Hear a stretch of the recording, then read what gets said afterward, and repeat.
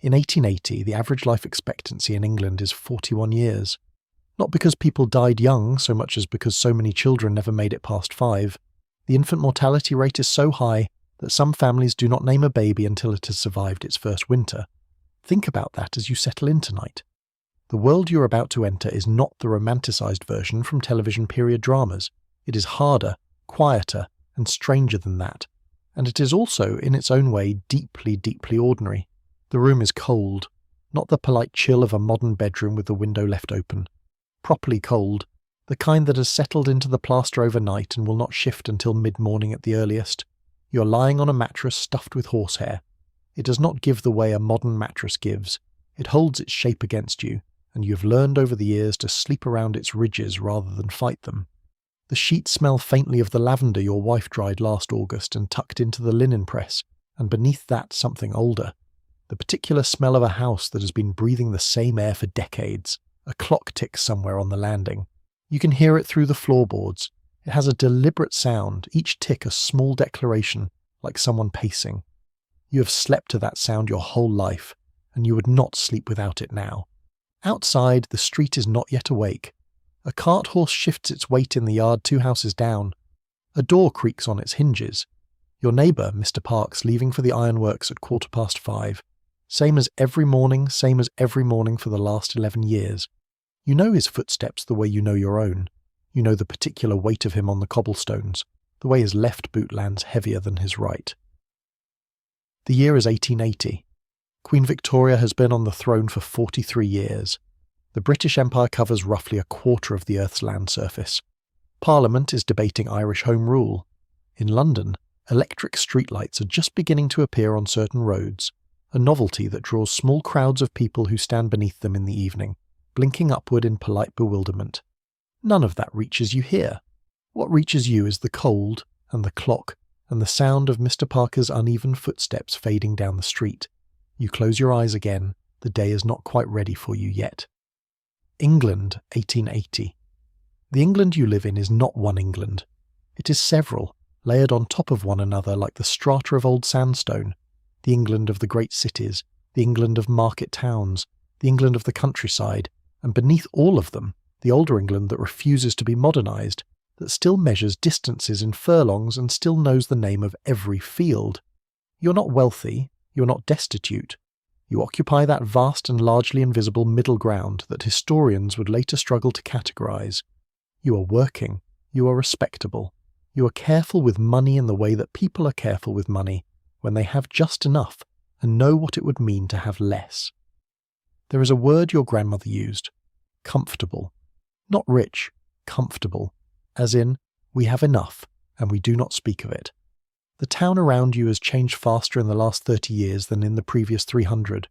The railway arrived in 1851 and brought with it not just passengers and coal, but a new relationship to time itself. Before the railway, towns kept their own local time. Noon was noon by the sun, which meant that Bristol was 10 minutes behind London, and Exeter was 14. The railway required a single standard time, and so in 1847, the Great Western Railway simply declared that all its stations would run on London time, and the clocks adjusted, and life rearranged itself around the new reality, Greenwich Mean Time. You have grown up with it. Your children will not understand that it was ever any other way. The population of England and Wales has more than doubled since the beginning of the century. In 1801 it was roughly 9 million. By 1880 it is closer to 26 million. The growth is not evenly distributed. The cities swell year on year as people come in from the countryside looking for work, looking for wages that do not depend on a harvest, looking for something, a life that does not feel quite so tethered to the same fields their great-grandparents worked.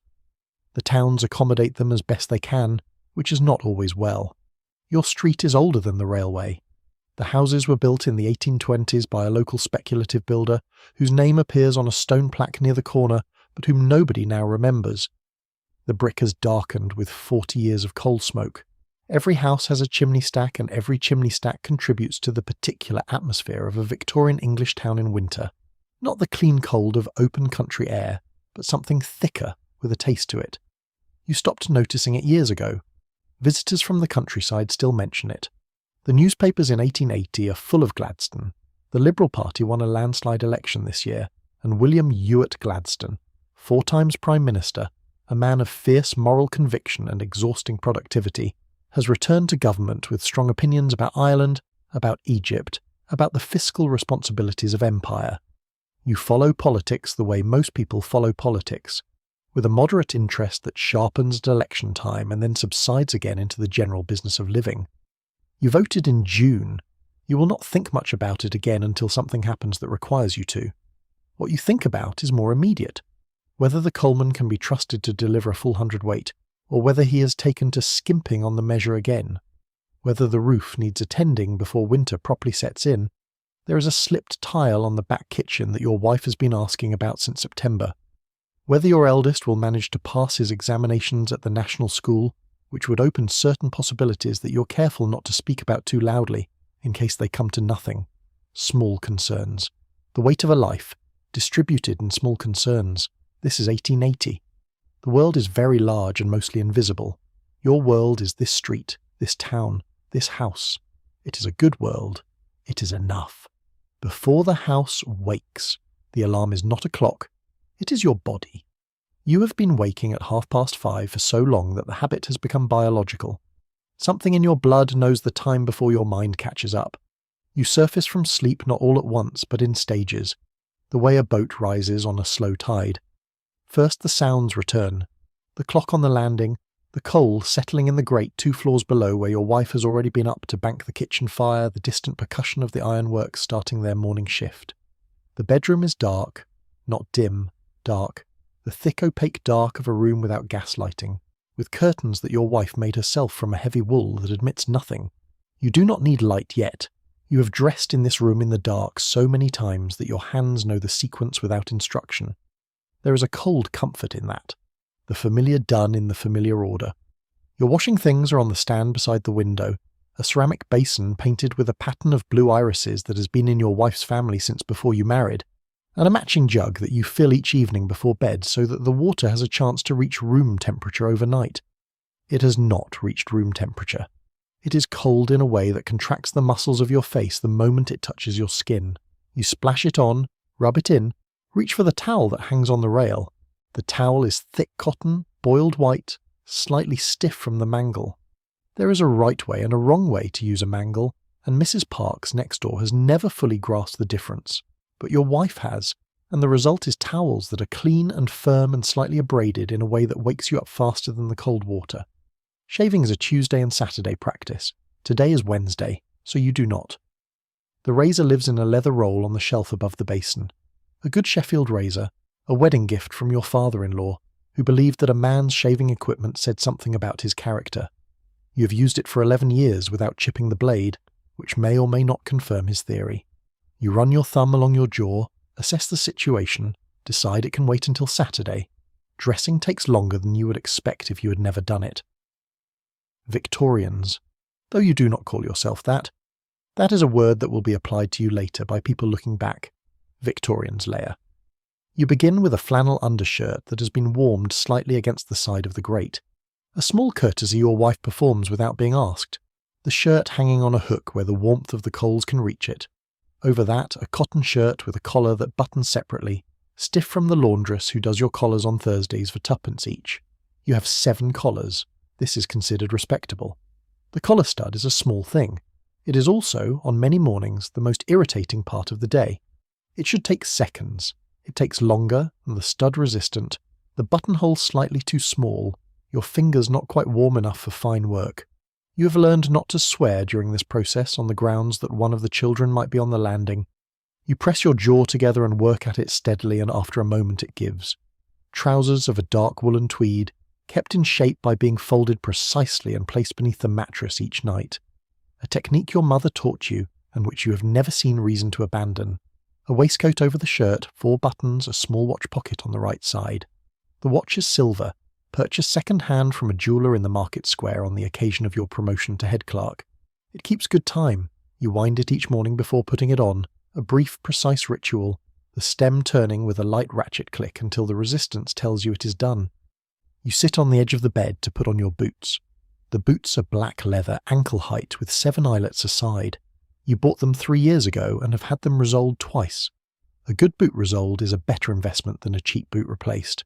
And you know the cobbler on the market street who does the work properly, who uses leather rather than compressed paper, who understands that a boot is a tool and tools are meant to last. You pull the laces through, cross them, tie them with a knot that you have tied so many times your fingers move independently from your thoughts. By the time you come downstairs, the kitchen is already inhabited. Your wife is at the range, a cast-iron Leamington range installed in 1871, the most significant purchase of your domestic life, and still, 9 years later, a source of quiet pride. It takes bituminous coal, 2 to 3 scuttles a day in winter, and it heats the kitchen, heats the water in the back boiler, and provides both an oven and 2 hob plates for cooking. The range is the beating heart of this house. When it goes out, the house goes cold in a way that is out of proportion to the mere absence of heat. It goes quiet somehow, and still. Your wife is making porridge. The smell reaches you before you reach the kitchen. The slow, starchy warmth of oats cooking in water. A smell that belongs to mornings the way coal smoke belongs to afternoons. She does not look up when you come in. This is not unfriendliness. It is the comfortable inattention of 2 people who have shared a house for long enough that presence does not require acknowledgement. She knows you are there. You know she knows. The porridge will be ready in 10 minutes. You take your place at the kitchen table, which is covered with an oilcloth printed to resemble a red and white check tablecloth, because an actual tablecloth at breakfast would need to be laundered more often than the oilcloth needs to be wiped. You pour yourself a cup of tea from the pot your wife has already made, strong, dark, a colour somewhere between mahogany and rust, and wrap both hands around it and let the warmth work its way in. The kitchen fills with the sounds of morning, the range ticking as it heats, the porridge beginning to spit softly at the edges of the pot, a sparrow doing something purposeful in the yard outside. Your youngest daughter appears in the doorway in her nightgown, hair loose, eyes half open, drawn downstairs by the smell of breakfast and the warmth. She is 7. She pads across the flagged floor in bare feet without complaint, climbs onto her chair, reaches for the bread that your wife has already cut and set out on a board. She does not speak. She tears a small piece of bread and eats it with the focused intentionality of a child who has not yet fully woken up. There is a particular quality to early mornings in a household that is working properly. It is quiet but not silent. It is warm but not warm enough. Everyone is engaged in something, and no one is talking yet, and the day has not yet made any demands. It is the last private moment before the machinery of the day engages. You hold it in your hands like the teacup, aware that it is temporary, that it will be over before you have properly registered it, that the next thing will already be beginning before this one has quite finished. Your wife sets the porridge down in front of you, a bowl, a spoon, a small jug of milk, and the sugar bowl which you take 1 spoon from because sugar is not so cheap that you should use it carelessly. The porridge is thick and smooth, made properly, not the thin, defeated porridge of shortcuts, but the real thing, stirred properly for the time it requires. You eat it steadily. The warmth of it moves through you like a tide coming in. The morning is beginning. The day is assembling itself outside, sound by sound, grey light seeping around the edges of the curtains. Your eldest comes downstairs in his school clothes, collar already crooked, and your wife straightens it with the automatic efficiency of someone who has done this approximately 1,000 times. The younger children follow. The kitchen, which was quiet, is no longer quiet. You finish your tea, fold your napkin, a habit from your mother's house that you have kept without thinking about why, and take your hat from the hook by the back door. The hat is a bowler, black, purchased 2 years ago from Dunn & Co., and brushed every evening before being placed on its hook. A man in your position wears a bowler. This is not vanity.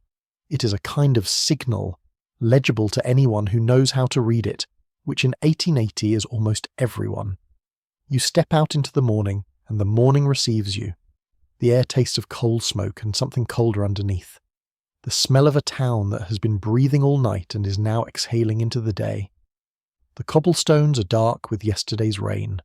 A woman 2 doors down is already scrubbing her front step, the scratch of her brush steady and methodical. She nods as you pass. You nod back. The day has begun. What the kitchen knows. The kitchen in a Victorian working household is not a room you visit. It is a room you live in. In winter especially, when the range is the only reliable source of heat, and the parlour is kept for Sundays and company, life contracts to this space. The flagged floor, the scrubbed deal table, the rack of copper pans above the range that need polishing every second week with a mixture of salt and vinegar and a worn-out piece of chamois leather. Your wife knows things about cooking that were never written down and never needed to be. She learned them from watching her mother, and her mother learned them from watching her mother, and somewhere in that chain of silent demonstration, a body of knowledge accumulated that is as sophisticated and as precise as anything in Mrs. Beeton's Book of Household Management, a copy of which you own, and which sits on the shelf next to the almanac and the Bible, consulted occasionally for confirmation of things already known. Mrs. Beeton is everywhere in 1880. She died in 1865, aged 28, which is the kind of biographical detail that sits strangely alongside the authority of her book. She published it in 1861, and it sold 60,000 copies in its first year. It contains over 900 recipes. It contains instructions for running a household, managing servants, treating minor illness, understanding the law as it pertains to domestic life. It is a comprehensive document of what it meant to keep a home in this era, and it is organised with the confidence of someone who believes that organisation is itself a moral virtue. Breakfast, in your house, is porridge most mornings, supplemented on certain days by toast made by holding a slice of yesterday's bread against the bars of the range on a long fork until one side has browned and then turning it, a process that requires attention because the bread can blacken very quickly, and wasted bread is a thing your wife regards with genuine distress, not as extravagance but as a kind of small failure. Eggs appear on Sundays, bacon, when the budget allows, on perhaps 2 mornings a week. The bacon is cut from a flitch, a cured side of pork, that hangs in the larder wrapped in muslin, and your wife cuts it herself on the kitchen table, slicing it thin because thin slices stretch further. The larder is where the practical intelligence of the house lives.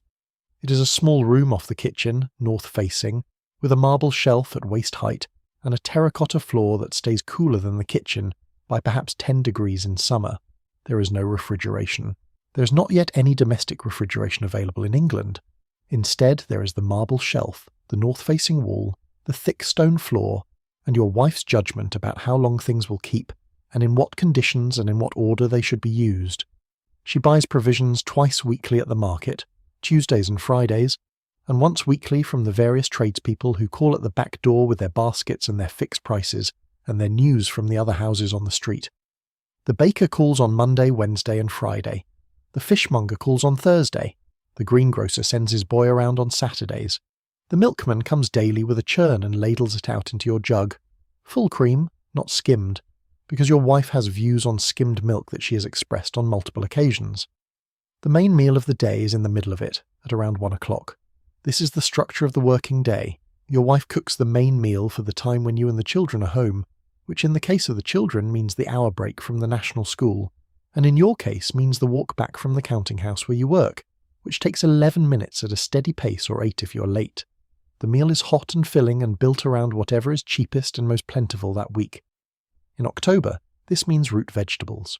Potatoes, of course. The potato has been a staple for long enough now that its absence during the Irish famines of the 1840s is still, to many English families, a piece of history that feels almost personal, even to those with no Irish connection. You grew up eating potatoes at every main meal. Your children will grow up eating potatoes at every main meal.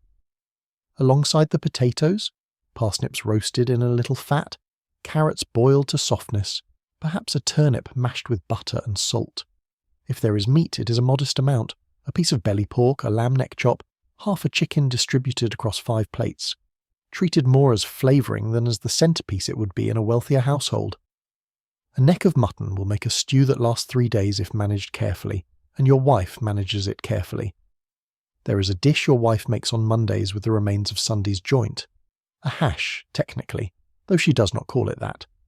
Cold meat, diced small, cooked again in the pan with onion and potato and whatever herbs are in the garden, the whole thing beaten flat with a wooden spatula and left to brown on the underside before being turned out onto a plate. It uses everything. It wastes nothing. It is not the kind of thing you would serve to company, but it is good. And on a Monday evening when you have come home tired and the week has only just begun, it is exactly what is needed. Bread. Always bread. The bread in your house comes from the baker 2 streets over, a man named Hartley who has been at that address for 20 years, and whose loaves have a particular density and flavour that comes from his starter, his sourdough culture, the living thing he has maintained through every decade, and from the particular temperature of his ovens, which he tends with the attention of a man who understands that bread is not patient. A loaf is a penny farthing. You go through 4 loaves a week, sometimes 5. The bread arrives warm on Tuesday and Friday mornings, carried by a boy who has a route of perhaps 40 houses, and the smell of fresh bread in the kitchen on those mornings is one of the reliable small pleasures of the week. Your wife bakes her own on the other days. Not the same bread as Hartley's. A smaller loaf, denser, made with the range oven that runs at an imprecise temperature requiring experience to read. She knows when it's right by the smell of the kitchen, by the way the heat feels on her face when she opens the oven door, by the sound of the crust when she taps it. She has no thermometer, she does not need one. This is knowledge in the body rather than in the mind, and it is more reliable than any instrument because it cannot break. The evening meal is lighter, cold cuts and pickle, bread and dripping, the collected fat from the roasting tin, pale gold and soft, spread thick on bread with a little salt, a thing that sounds poor but is not, that has a richness and depth that no amount of margarine can replicate. Occasionally cheese, a hard local cheese, not crumbly but firm, cut with a wire and eaten in chunks with a piece of bread or an apple from the tree in the yard. Tea, always. A pot of strong tea is the punctuation of your day, appearing at morning, midday, afternoon and evening with the reliability of the clock on the landing. Your children eat the same food you eat. There is no separate nursery food in this house, no special dishes for young palates. They eat what is made and they do not complain, or if they complain, the complaint is not extended, because your wife's response to food complaints is a silence that communicates more than words would. The children have learned to read that silence. They eat their parsnips. There is pleasure in this table. That is not always noted in accounts of Victorian working-class eating. The assumption that austerity means joylessness. But there is real pleasure in a meal that has been made carefully with simple ingredients, that arrives hot when you are cold and hungry, that fills the kitchen with warmth and smell, and the ordinary noise of a family eating together. Your youngest steals a piece of bread from her brother's plate. Your eldest pretends not to notice and then retaliates with a piece of parsnip deposited neatly beside her cup. Your wife says a word. Silence briefly. Then the ordinary sounds resume.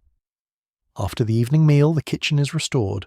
Plates scraped and washed in a basin of hot water from the back boiler, dried on a cloth that hangs on the rail of the range, stacked on the dresser that occupies the entire far wall, its shelves loaded with the assembled crockery of your domestic life, some of it matching, some of it not, all of it used.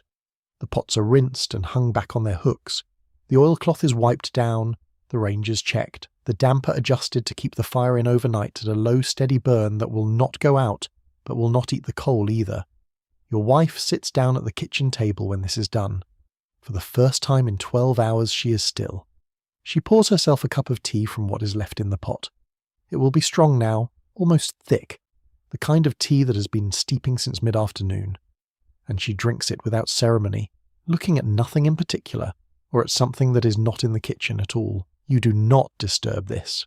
You know what it is. It is the 10 minutes at the end of the day when the work is done and the house is quiet, and there is a brief private space between the last task and sleep. It belongs to her. The kitchen goes quiet around her. The range ticks. The fire settles. The day eases toward its end. If you're drifting off, let yourself go. Subscribe so the next story is waiting when you wake up. Sleep well. The weight of the day's work. The walk to the counting house takes 11 minutes on a dry morning and 13 when the pavements are wet, and you must pick your way around the places where the cobblestones have loosened and collect water. You know every inch of this route.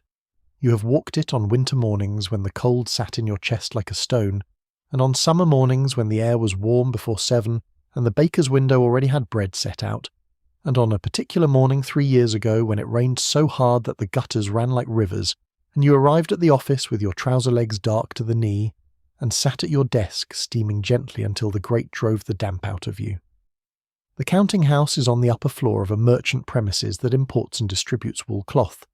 The ground floor is a warehouse and a sample room. The upper floor, your floor, is 3 rooms: the main office where you and 4 other clerks work, a smaller room where Mr. Greenwood the manager receives clients, and a room at the back that is nominally a filing room, but which has also, over the years, accumulated a broken chair, 2 spare hats, a pair of boots belonging to someone who left the firm in 1876, and approximately 700 invoices from the previous decade that nobody has been willing to either file or discard. You are a head clerk. You have been a head clerk for 4 years, following 3 years as a junior clerk and 2 years before that as a copying clerk who did nothing but copy documents all day in a copperplate hand that your penmanship teacher at school had spent 2 years cultivating in you. Your handwriting is, by any objective measure, extremely good. You do not often think about this. It is simply a tool, like the boots. The work of a Victorian counting house is the work of accounting, correspondence and record-keeping, conducted entirely by hand, with pen and ink, in ledgers that weigh as much as a moderate-sized child. The ledgers are the central objects of the office. They are bound in black calfskin, their spines stamped in gold with the year and the category, accounts receivable, stock, correspondence, wages, and they are treated with a care that approaches reverence, because a ledger containing an error is not merely wrong, but wrong, in a way that may not surface until months later, when the accumulated wrongness has propagated through the figures and must be traced back, page by page, entry by entry, to the original mistake. You arrive at the office at 8. The junior clerks arrive at 8 as well. You can hear them on the stairs, 2 of them, Allsop and Mead, talking about something you cannot quite make out, something about a horse race. They are 20 and 22 respectively, and they have the energy of young men who have not yet been made tired by anything very much. You remember being that age with a feeling that is not quite nostalgia, and not quite regret, but something in between. An awareness that certain things were available then that are not available now, and that you would not want them back exactly, but you notice their absence. The first thing you do each morning is inspect the work completed the previous day. Your desk is by the window, the best desk, earned through 4 years of seniority, and you sit at it and work through the previous day's entries, running your eye down each column of figures with a speed that would look, to an outside observer, like reading, but is actually something more like listening. You are hearing whether the numbers are right in the way that a piano tuner hears whether a string is in pitch. Most mornings they are. Occasionally one is not, and you go back through the entries until you find the misalignment and correct it in a neat hand in the margin. The work itself is not exciting. It was not designed to be. It is the work of maintaining a precise and continuous record of the movement of money and goods, and its virtue is accuracy, not creativity. You write a great deal. You write so much that there is a callus on the inside of your right middle finger, a hard ridge of skin built up by years of contact with the pen. You do not notice it anymore. It is simply part of your hand now. At 10:30, one of the clerks goes down to the baker's on the corner and brings back a bag of rolls. Plain flour rolls, 6pence the bag, which is divided equally between whoever is in the office. This is an unofficial ritual that has been going on since before your time at the firm and will presumably continue after. Nobody has formally proposed it. Nobody has formally agreed to it. It simply happens. Every morning, the rolls appearing on the corner of someone's desk, each man taking one when he reaches a pause in his work. The mornings at a counting house have a particular texture, a fine-grained texture, like the paper you work with, the scratch of pens, the sound of pages turning, the creak of a chair.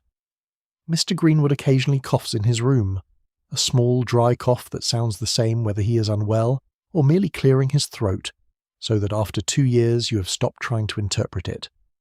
The smell of ink and paper, and the coal fire in the grate, which Allsop tends because he sits closest to it, and because he is 20 years old and can be asked to tend fires without dignity being a consideration. What you're recording ultimately is the movement of cloth across the country. The firm imports wool cloth from mills in Bradford and Leeds, heavy tweeds and worsteds and the lighter cloths for summer, and sells them wholesale to tailors and drapers across the region. The ledger entries you make are the translated residue of all those transactions, the tons of cloth shipped, the yards measured and cut, the accounts settled and unsettled, the credit extended and called in. Behind each entry is a room full of people making decisions about cloth, and behind that a mill full of people making the cloth, and behind that a sheep on a hillside. You are at the end of a very long chain, writing the numbers that represent everything that happened at the other end of it. Lunch is the hour from 1 to 2. You go home for it, a habit from your parents' household that you have maintained because the walk back and forth gives you 30 minutes of open air in the middle of the day, which you have come to believe is necessary for your health, and which may or may not be, but which you will not give up. Allsop and Mead eat their lunch at their desks, unwrapping parcels brought from home, bread and a piece of cheese for Allsop, bread and cold sausage for Mead, and eat while reading penny papers that they fold into quarters to take up less room. The afternoon is a continuation of the morning. There is no meeting in the afternoon, no particular event. Only the work, resuming after the break, the pens taking up again, the ledgers reopened to the pages where they were left. The light changes through the window as the afternoon progresses, growing yellower and then flatter and then failing entirely around 4 in November, at which point the gas is lit. The gas mantle in the counting house throws a warm yellow-white light that is better than candlelight but not as clear as daylight, and by 5 o'clock your eyes are beginning to tire in the way they tire after a full day of fine close work. You leave at 5:30. The junior clerks leave at 5, one of the small differentials of rank, the extra half hour kept to review the day's entries and ensure that the final figures for the ledger are squared before you go. You close the ledger with the particular care of someone who has learned what happens to ledgers that are not closed carefully. Pull on your overcoat, take your hat from the hook by the door and make your way down the stairs. The street below has been going about its business all day without you. The daylight is gone. The gas lamps on the main street are already lit, throwing pools of orange-yellow light on the wet cobblestones. The costermonger who sets up his barrow at the corner of Market Street is packing away for the evening, loading unsold apples back into his basket with the deliberate movements of a man whose joints ache in the cold. A woman hurries past with a shawl pulled around her shoulders. A dog investigates something in the gutter with the focused attention of a professional. You begin the 11-minute walk home. The cold is sharper now than it was in the morning. You turn your collar up and set your pace to the one that keeps you warm without arriving home out of breath. And you think, as you often do on the walk home, about very little. The week's accounts still running in the background of your mind the way figures tend to. What you might want for supper, whether the slip tile has been seen to yet. The thoughts are mild. They are not the thoughts of a man who is anxious. They are the thoughts of a man walking home at the end of a working day, which is a specific and unremarkable mental state that has been happening for as long as there have been men with counting houses to walk away from. The door of your house appears ahead. The light in the kitchen window is warm and yellow through the curtain. You step up to the door, lift the latch and go in. But before the door there is a moment on the pavement outside it. A moment of standing in the cold air between the working day and the evening, belonging fully to neither. You do this without thinking about it, barely aware of the pause. But it is a pause. The day is not quite finished dropping away. The evening is not quite ready to begin. You stand in the small gap between them and the cold air settles around your coat, and the light in the kitchen window is very steady, and you feel the day releasing you, or you releasing it, or both. This is the thing that the ledgers do not record, the mental residue of a day of careful, concentrated work, the figures that run on behind your eyes for an hour after you have stopped looking at them, the particular tension in the muscles behind your eyes that comes from reading close type in imperfect light for 7 hours, the way your right hand curls slightly inward even when you're not holding a pen, the accumulated weight of attention. Work in 1880 is physical in ways that do not always look physical. Holding the body still at a desk for hours is its own kind of labour. The pen callus on your finger knows this. Your colleagues in the counting house will carry the same residue home. Allsop and Mead will take it to their lodgings. They both lodge with families in the town, sharing rooms with other young clerks in arrangements that are efficient and occasionally sociable. They are 20 years old, and they will not think about what the work cost them because they are 20, and the costs of things are not yet apparent at that age. Mr. Greenwood will take his residue to his house, on the better street, and set it down in the study and pour himself a glass of sherry, and look at the garden from the window, and it will dissolve in approximately the same time it takes you. The dissolution is the same, the sherry is better, the house that holds you. The house has 6 rooms. In the vocabulary of 1880, this makes it a modest but respectable dwelling. Not the 2-room back-to-back that houses a family of 8 in the poorer parts of town, not the 12-room villa occupied by the mill manager on the hill road. 6 rooms for 5 people is considered comfortable. You have a bedroom, your children share a bedroom, there is a 3rd bedroom used partly for storage and partly as a room for your wife when she is not well, which happens once or twice a year with a reliability that you have stopped trying to explain or anticipate. There is the kitchen scullery and the parlour. The parlour is on Sundays and for company. The walls are papered. This is not a luxury but a necessity in a house of this age.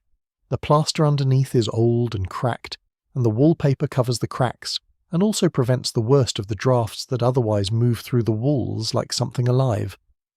Your wife chose the paper in 1874, a dark green pattern of vine leaves on a cream ground, slightly faded now in the places where the sun has reached it through the parlour window. She was pleased with it then, and is still pleased with it, in the reserved way that she is pleased with things that have proven themselves durable. The floors are bare boards in the bedrooms, sanded and swept but not polished, covered in the colder months with a rug that lies in front of the grate and serves no decorative purpose whatsoever. The kitchen floor is flagstone. The hallway has a strip of linoleum, a relatively recent invention, linoleum, made from linseed oil and cork pressed onto a canvas backing, bought in a roll and cut to fit and laid down by your wife and her sister on a Tuesday afternoon in 1877.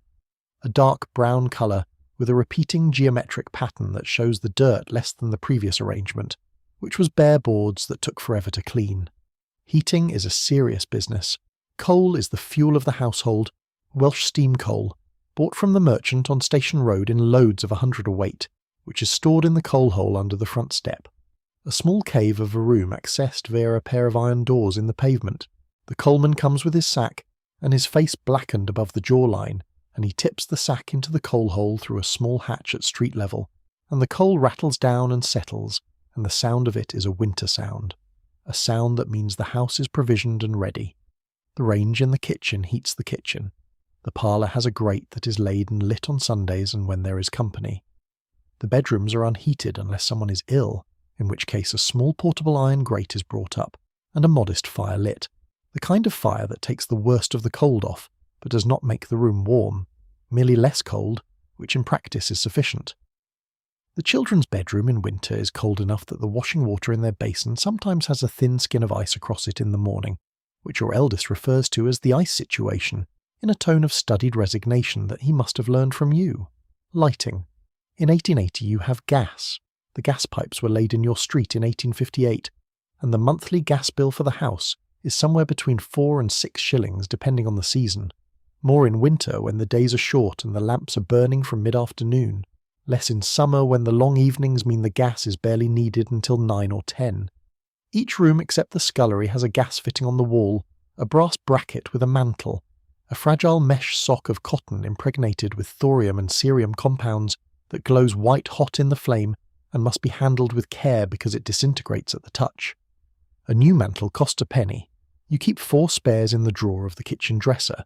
The gaslight is better than candlelight, considerably better, but it is not the steady, directionless light of later decades.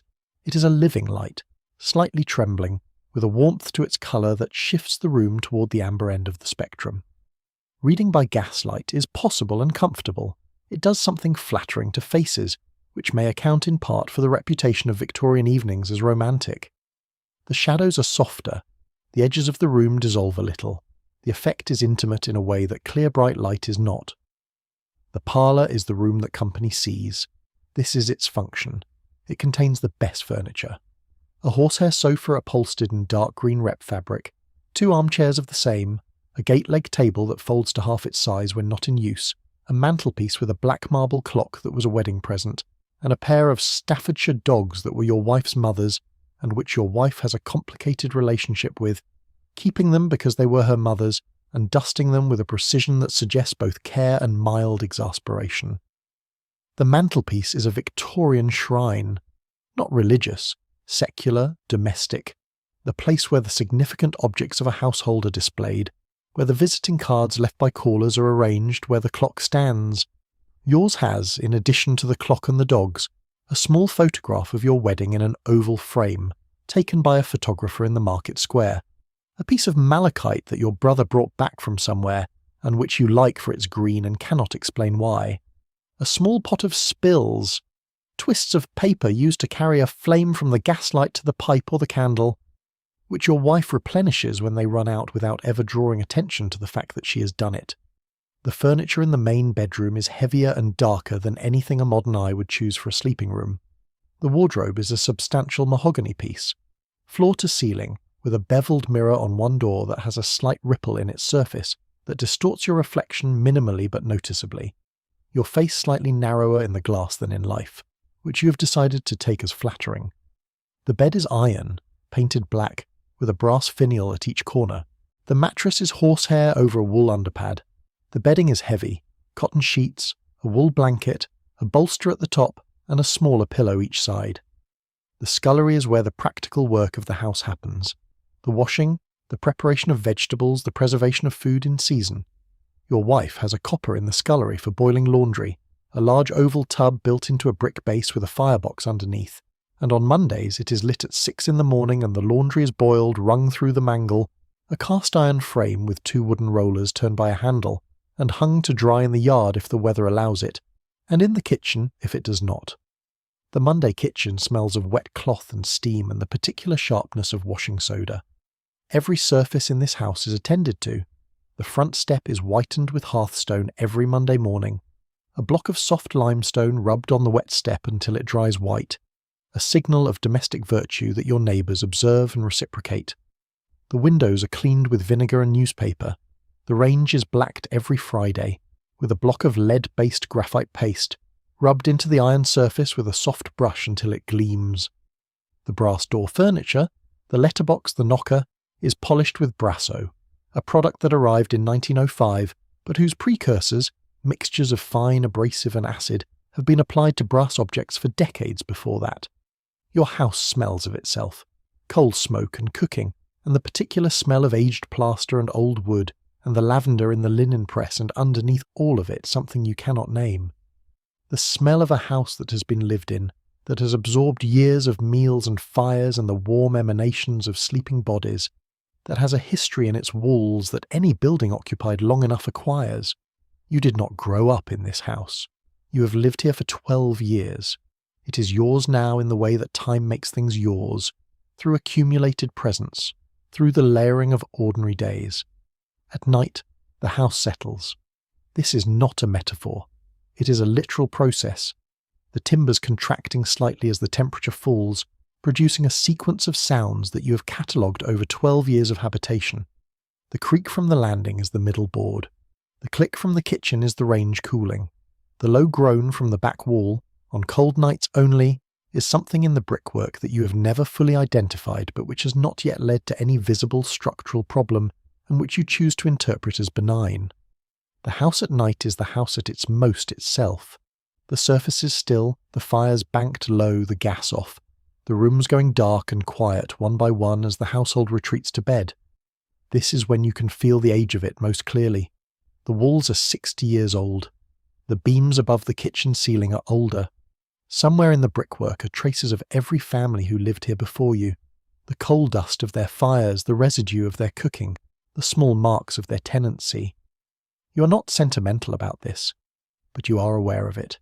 You close the bedroom door. The latch catches with the particular click it has always made. The room is dark. The bed is cold at first and then warms quickly around you. The clock on the landing marks the half hour. The house breathes around you in its slow old way, and you sleep. What the body wears. In 1880, what you wear is not a matter of personal expression. It is a grammar. Clothing in Victorian England is a system of communication so precise and so widely understood that you can read a man's trade, his income, his marital status, his politics, and something of his character from 40 feet away before he has opened his mouth, and he can read yours. This is not considered invasive. It is simply how things work. You dress for your station. This is a phrase that still has real meaning in 1880. Not yet the cliché it will become, but a practical instruction. As a head clerk, your station requires certain things: cleanliness, correctness, a degree of formality that places you above the manual worker and below the professional. The bowler hat, not the silk top hat of the gentleman, but not the flat cap of the labourer.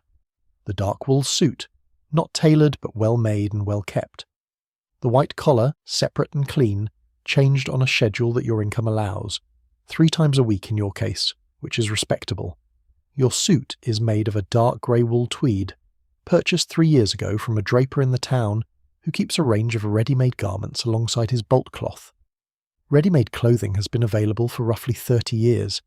Before the sewing machine, clothing was either made at home or made to measure, and ready-made was a novelty that the more conservative considered a compromise. You're not conservative about this, you're practical. The suit fits reasonably well, has been let out twice at the waist by your wife, and is maintained through weekly brushing and pressing and the habit of hanging it properly when you take it off. Pressing is your wife's work, another of those domestic tasks whose invisibility is inversely proportional to how apparent its absence would be. A pressed suit looks like competence. An unpressed suit looks like its owner cannot be trusted. Your suit is pressed every Sunday evening, your wife working with the flat iron heated on the range, using a damp cloth between the iron and the wool to prevent scorching. The iron must be the right temperature. Too cool and it will not remove the creases, too hot and it will leave a brown mark. Your wife tests it on the inside of the sleeve first, always. Wool. Almost everything is wool. Wool for the outer suit, wool for the waistcoat, wool flannel for the undershirt. Wool has been the English textile for centuries, and it remains so in 1880, though cotton has been making significant inroads for undergarments and shirting since the growth of the Lancashire mills. The combination is practical. Wool for warmth and weather resistance, cotton for the parts of the body that sweat. Both require specific care. Wool cannot be washed too often because it shrinks. Cotton can be boiled.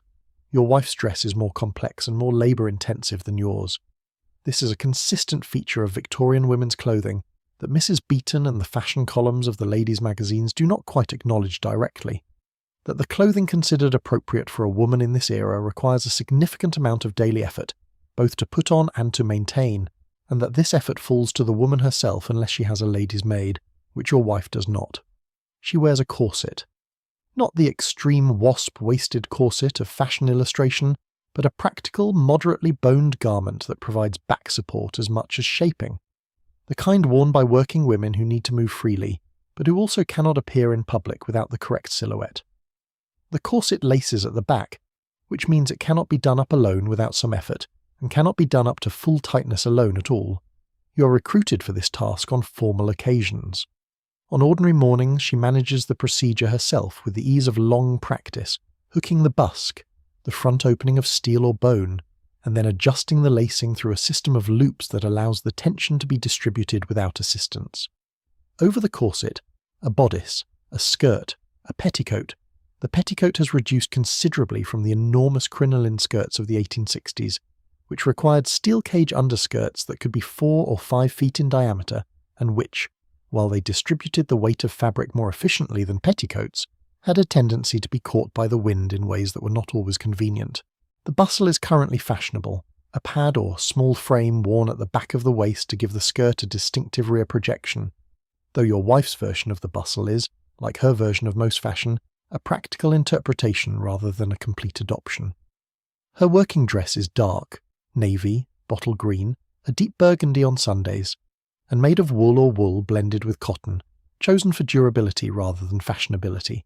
She has 4 dresses: a Sunday dress, a best ordinary dress, a working dress, and a very old dress that is kept for the kind of work that ruins clothes. The preserving of fruit in summer, the whitewashing of the coal hole, the cleaning of the range with its attendant deposits of black dust.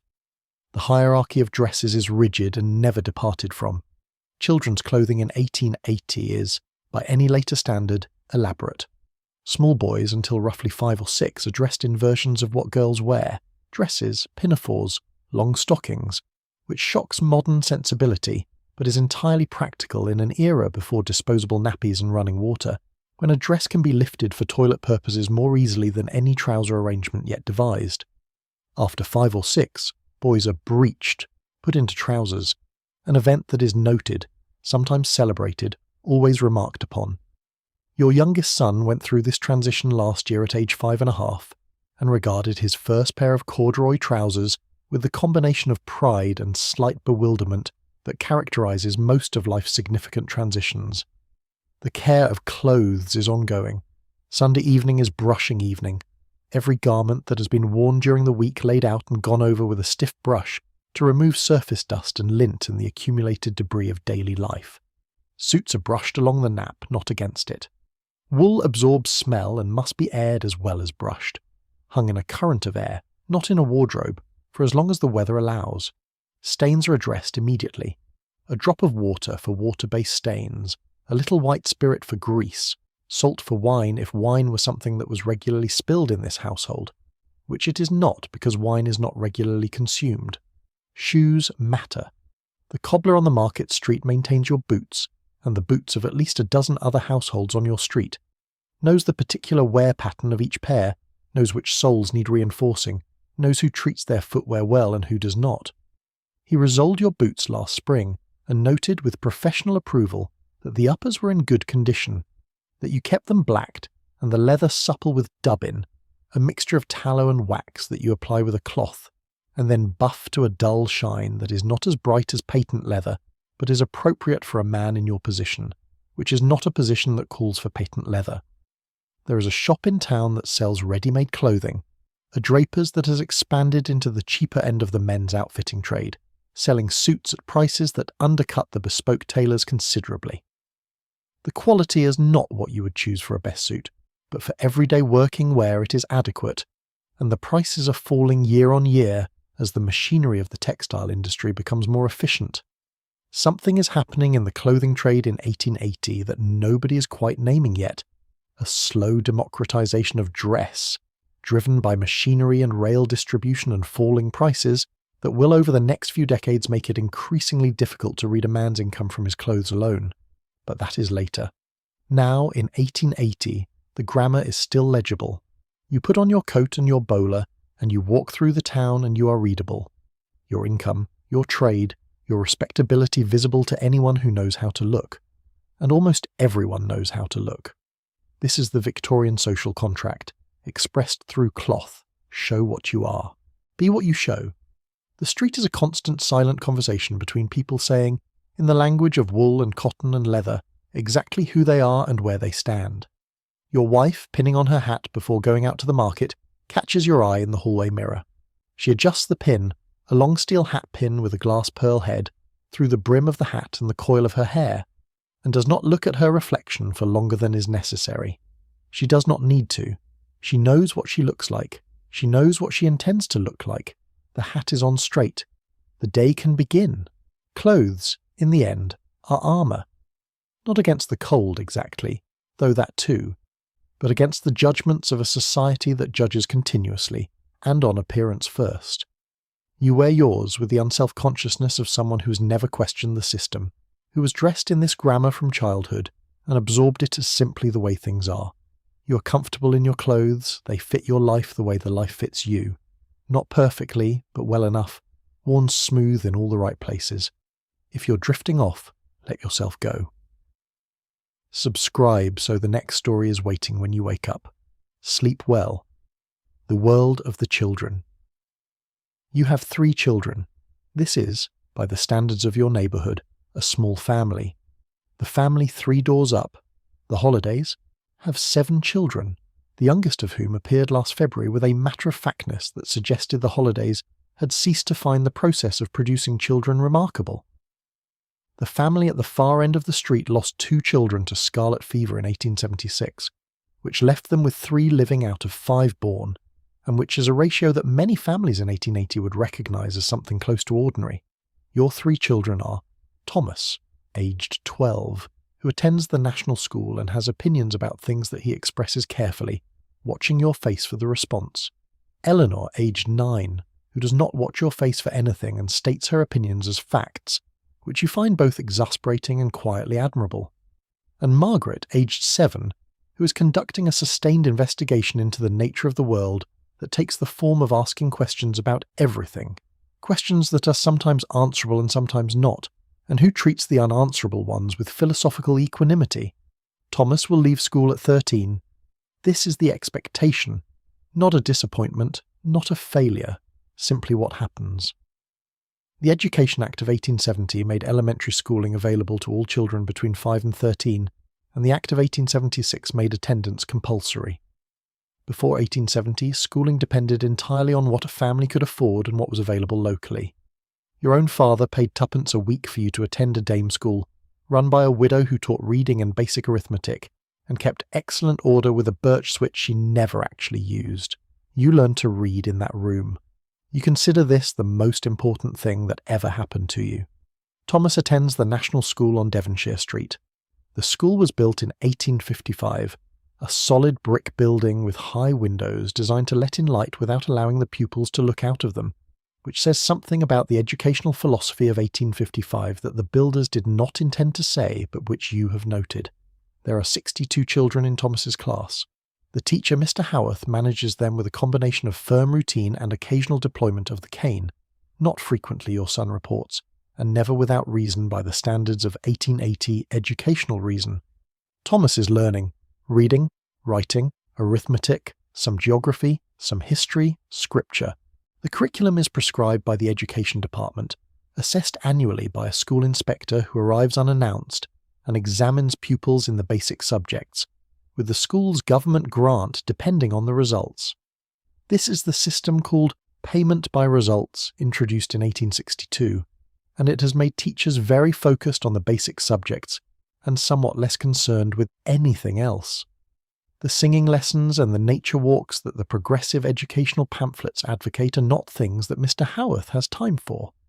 Eleanor and Margaret attend the same school in a separate building. The girls' school is run by a Miss Barton, a woman in her 40s whom you have met twice, and who has the manner of someone who has been teaching for a long time, and finds most of the people she encounters in that context, children and parents alike, slightly less organised than they should be. Eleanor likes her. Margaret has not yet formed an opinion, being new to the school this year and still surveying the landscape. Girls receive slightly different instruction from boys, more needlework, more domestic economy, the education calibrated to the life expected. This is not something your wife discusses often. There is a vein of something in her on this subject, not quite frustration, not quite acceptance, that surfaces occasionally and then submerges. She made sure that Eleanor and Margaret can read as well as Thomas. She has opinions about this that she does not often articulate, because the articulation does not change the situation. The evenings with the children have a particular texture.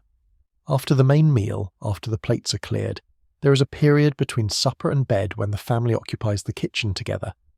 Thomas doing his schoolwork at one end of the table, Eleanor reading from the library book she changes every Saturday at the Mechanics' Institute reading room, Margaret making something with a length of string, and her fingers that she calls a cat's cradle, and that she will demonstrate to anyone who holds still long enough. Your wife sews, you read the newspaper, or look over the week's household accounts, or simply sit by the range and let the warmth do what warmth does. The newspaper in your household arrives on weekday evenings, the local paper, twopence, published 5 days a week, carrying local news and a digest of the London papers and the markets, and a column of local correspondence that is technically about community matters and is practically a record of who is aggrieved about what. You read it from the front. Your wife reads it from the back, where the domestic notices and the advertisements are. Thomas reads the middle section, which contains national and international news, with a seriousness that you find touching because you remember being 12 and reading newspapers with exactly that expression and believing that you were doing something important. Bedtime for the younger children is 7 o'clock in winter, 7:30 in summer. This is not negotiated. It is announced, and it happens, and the machinery of bedtime is well established. Margaret first, then Eleanor, then Thomas at 7:30, his later bedtime a recent concession to his age and his status as the eldest. The preparation for bed involves washing faces and hands at the washstand in their bedroom, prayers, kneeling at the bedside, hands together, eyes closed, and then the arrangement of bedclothes in the manner each child has developed over years of sleeping in the same bed. Eleanor and Margaret share a bed. This is normal. It is warm and it is sensible, and neither of them questions it. The bed is iron, similar to yours, with a feather tick over the horsehair mattress because they are smaller and the feathers compress less under their weight, and so the tick lasts longer on their bed than it would on yours. They sleep facing the same direction, like quotation marks, and on very cold nights the younger one migrates toward the older one in her sleep, and is found in the morning pressed against her sister's back. Thomas has a bed of his own now, having shared with Eleanor and Margaret until 2 years ago when you rearranged the spare room to give him his own space. He was 12. He needed privacy in the way 12-year-olds need privacy, not necessarily for any specific purpose, but as a room in which to exist separately from his sisters, to practice being a person without an audience. He keeps the room with a tidiness that he does not maintain elsewhere in the house, and that you suspect is related to the privacy itself, that the room is tidy because it is his, and he has chosen to make it so rather than because he's been asked to. What do children do when they're not at school? They are in the street. The street is, in 1880, a genuine play space. The traffic of horses and carts is manageable enough that children use the road as naturally as the pavement, and the culture of the street is a complete social ecosystem, with its own hierarchies and games and territorial understandings. Your children play out there after school until the light goes, and they come in with dirt on their knees and sometimes on their faces and occasionally with a cut or a bruise that requires your wife's attention, and a small story attached to it that contains, you suspect, a simplified version of what actually happened. The games of 1880 children are old games. Marbles, the vocabulary of which, taws, alleys, ducks, commies, is local and precise. Hoops rolled with a stick down the pavement, a game involving a length of rope and 2 holders and a jumper that the children call skipping, but which has a choreography and a repertoire of accompanying rhymes that no adult has taught them, and that seems to exist independently in some common space between children, passed along from cohort to cohort without ever being written down. Top spinning in season. Conkers in October. Sunday is different. Sunday the children do not play in the street, not because they have been forbidden to, but because Sunday play has a different quality to it, slower, less vigorous, as though the day itself were calmer. You go to church as a family in the morning, not because you are devout in any intense way, but because church is part of the structure of the week, and you are raised to attend and your children are raised to attend, and the social architecture of your neighbourhood includes church in the same way it includes the school and the market and the public house. After church, the Sunday dinner, the afternoon quiet, a walk if the weather allows. There is a thing that happens between parents and children that is not sentiment and not strategy, but something simpler. The accumulated familiarity of shared space. The way you know without looking that Thomas is restless at the table before he speaks. The way your wife knows that Margaret is tired by something in the way she holds her head. This is what 12 years of living together produces. Not drama, not the theatrical love of stories and memoirs, just the fine-grained mutual knowledge of people who have been in the same rooms for a long time, who know each other's sounds and rhythms and silences, and who will, when they think of each other in later years, think first of something small, a particular expression, a habit of movement, the sound of breathing in the dark. The street and its people. You know your neighbours the way you know a language you have spoken from childhood, not as a separate system of knowledge, but as something embedded in how you understand the world. You know them by the sounds they make through the walls. You know them by the pattern of their lights going out at night. You know who argues on Tuesday evenings and who puts their cat out at 10 o'clock, and who receives callers on Thursday afternoons. This is not prying. This is proximity. In a row of houses with walls that are 9 inches of Victorian brick between your life and theirs, knowing is simply what happens. Mr. and Mrs. Parks next door on the left. He works at the ironworks, the morning shift that begins at 6 and leaves him dark around the eyes by mid-afternoon. She takes in washing for 3 households and has an opinion about every household in the street that she shares freely and with apparent conviction. They have been married for 22 years. They do not argue loudly, but they argue with a persistence that suggests a great deal of practice. Their garden, the small rectangle of ground at the back of each house, grows cabbages and runner beans and a rose that Mr. Parks planted when their daughter was born, and which has been moved twice as the vegetable requirements changed. On the right, a widow, Mrs. Thornycroft, whose husband died of a lung complaint in 1875, and who has lived alone in the house since then, keeping it with a precision that grief sometimes produces, the house impeccable in the way that a house becomes when it is also a memorial. She has a son who visits on Sunday afternoons from Manchester, arriving on the 2:15 train and leaving on the 5:48, and on those afternoons you sometimes see them in the back garden, him tall, her shorter, walking the small circuit of the garden in conversation that you cannot hear but whose rhythm you can read. Question, answer, pause, something that makes her press her lips together briefly before replying. The street as a social unit operates on informal but understood rules. New residents are called on within the first fortnight, a brief visit, a visiting card, an exchange of names and the identification of mutual acquaintances. The calling system is formal in wealthier households and simplified to a near casualness here, but the principle holds: you establish recognition, you place yourself in the social map. After that, the nods and the morning greetings do the daily maintenance. Conversations happen on doorsteps, across garden walls, on the pavement in front of the baker's. The baker's is a social institution. It is where you stop for a moment on the way to work and where your wife stops more substantially on her way to the market, and where information circulates.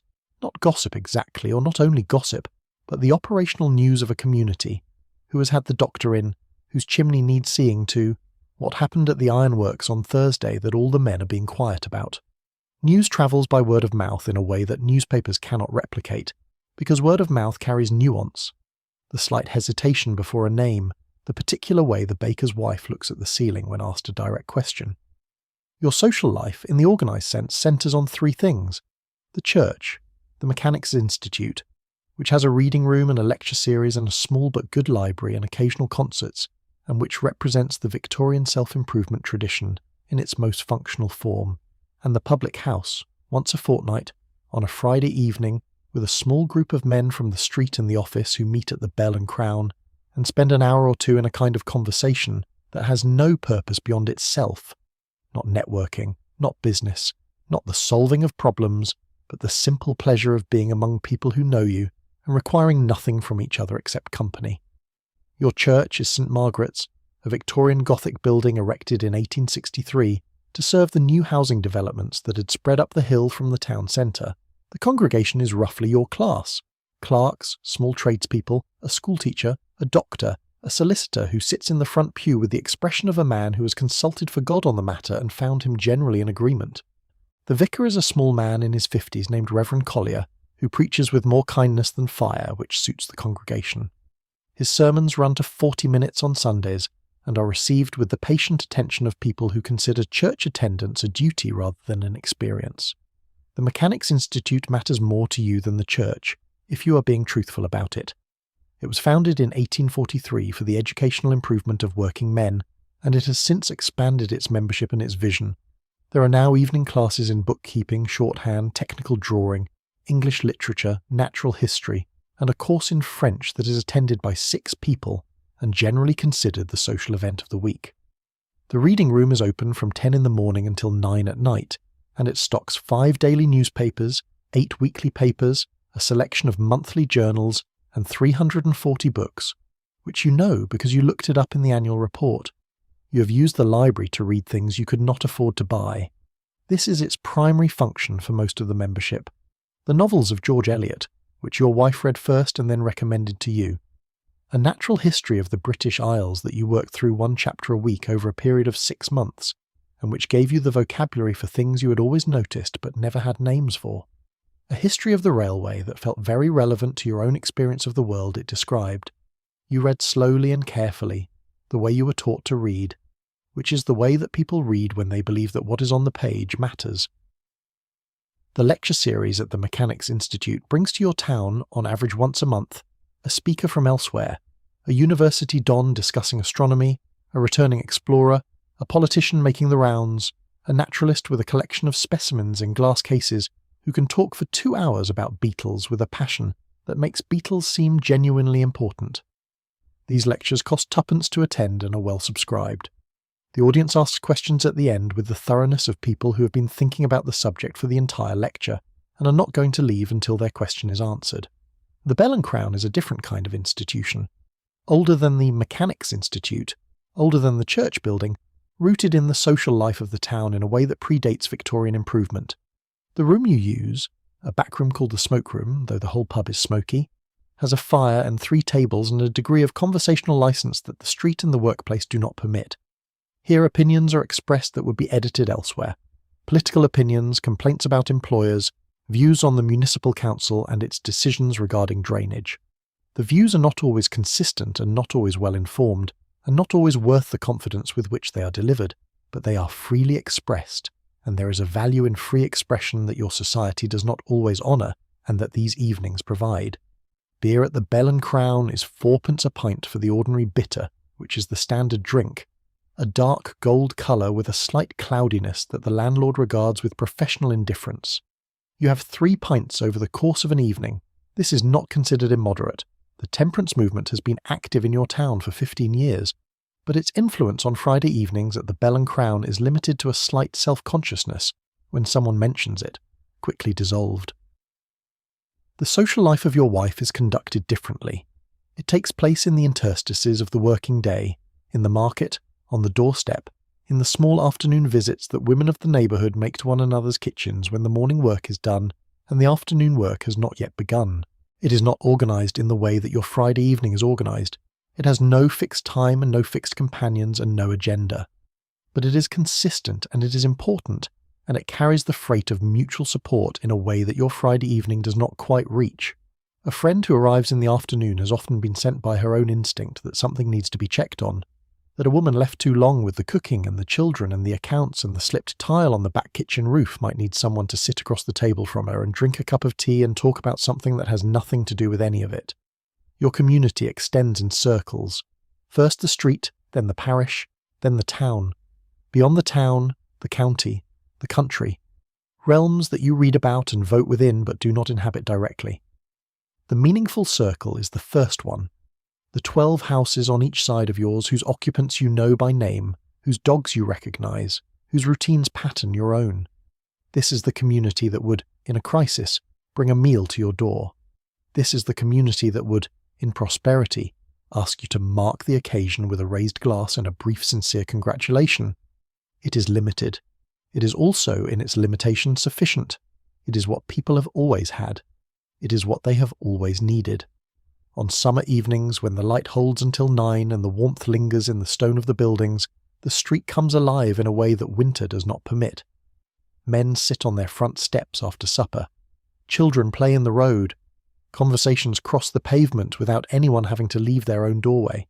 Someone has a musical instrument, a concertina or a mouth organ, and plays something that nobody particularly listens to, but that gives the evening a texture it would not otherwise have. The sound of it drifts up the street and fades and comes back and fades again. This is community in its most ordinary and least dramatic form, not the community of crisis, which produces heroes and stories, not the community of celebration, which produces photographs and memories, just the community of Tuesday and Thursday, of the market and the back wall and the quick conversation on the doorstep, the unremarkable texture of people living in proximity to one another, making accommodations, sharing a street and a sky, and the ordinary circumstances of a life.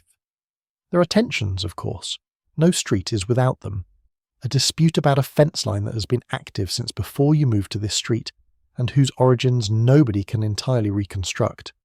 A family who arrived 3 years ago from somewhere else, and whose habits are slightly different from the habits of the street, and who are regarded with a wariness that is not quite hostility, but occupies the same neighbourhood.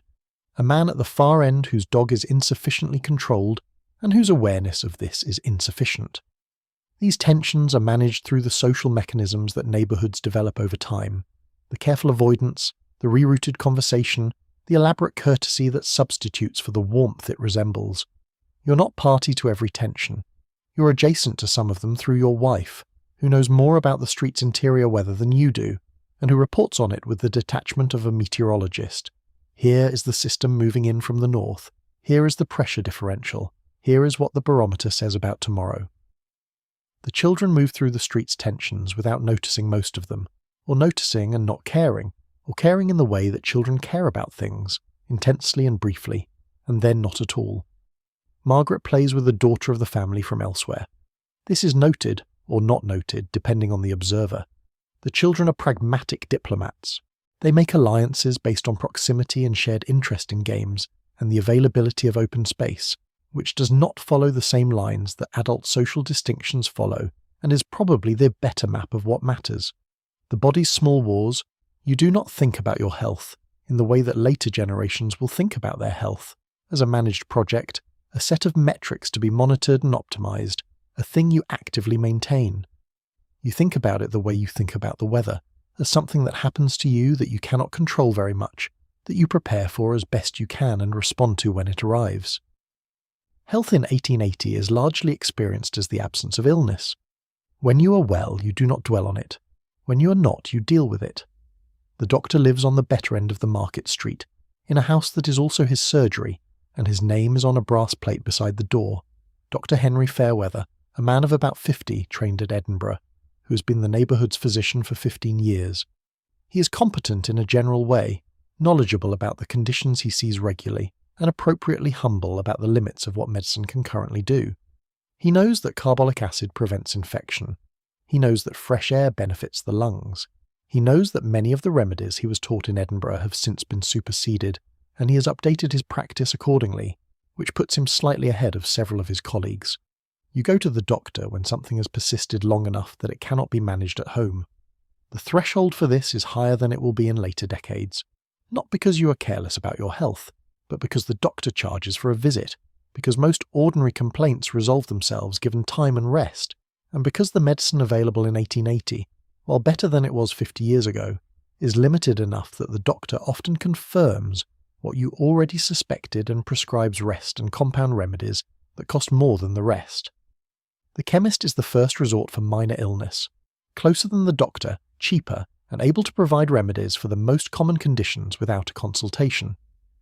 Your nearest chemist is on the corner of Bridge Street, a dim narrow shop with bottles of every colour arranged in the window, glass stoppered and labelled in copper plate.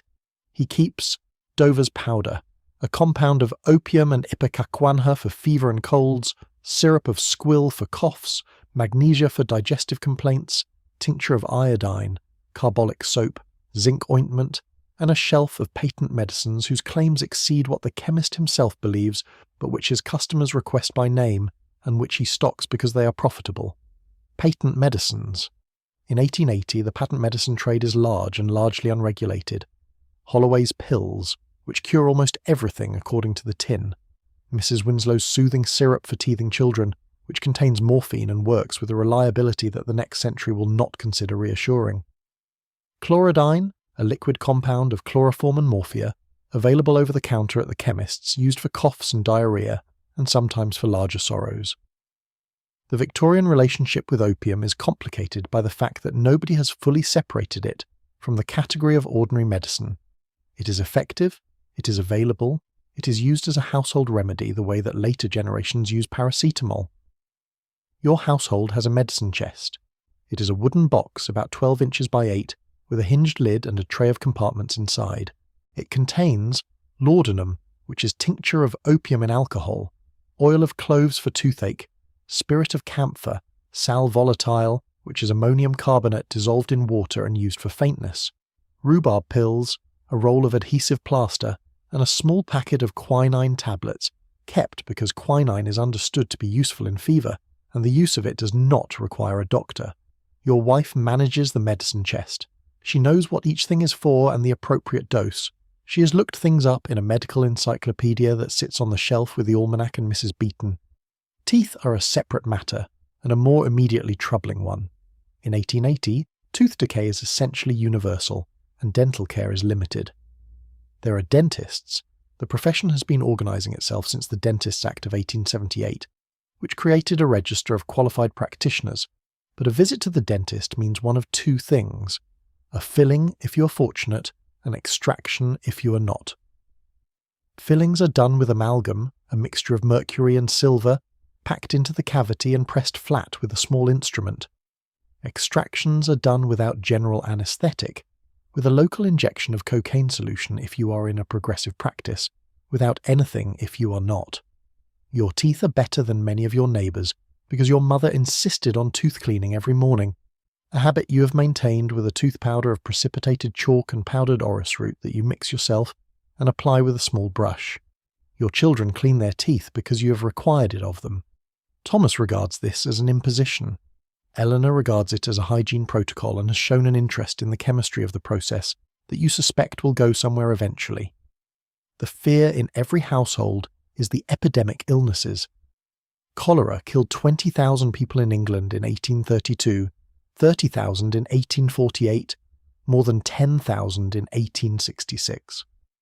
The pattern of cholera epidemics follows the pattern of contaminated water supply, and the understanding that this connection is causal, that it is the water, not the miasma, not the bad air, was established by John Snow in 1854, and the slow uptake of that understanding has been saving lives in the years since.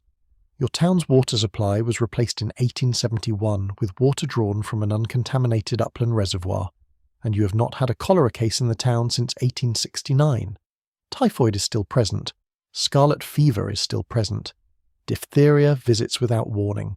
Tuberculosis, which in 1880 is still called consumption, still carries something of the Romantic-era mythology of a death that wastes the body while leaving the mind brilliantly clear, kills 40,000 people a year in England.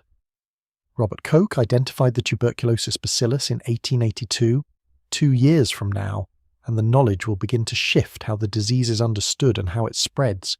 But in 1880 the understanding is still incomplete, and the treatment is still largely air, rest, and the hope that the body will win the contest. When your children have been ill, the croup that Margaret had at 3, the persistent cough that Thomas developed one winter, and kept through spring before finally releasing him in June, your wife has managed the illness at home, as most mothers manage illness, with the combination of practical remedies and attention that is the actual treatment for most childhood illness.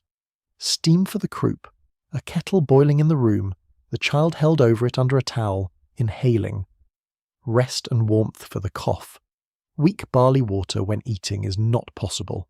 The body does most of the work. The mother assists. The poorhouse exists in your town, a large brick building on the edge of the municipal centre.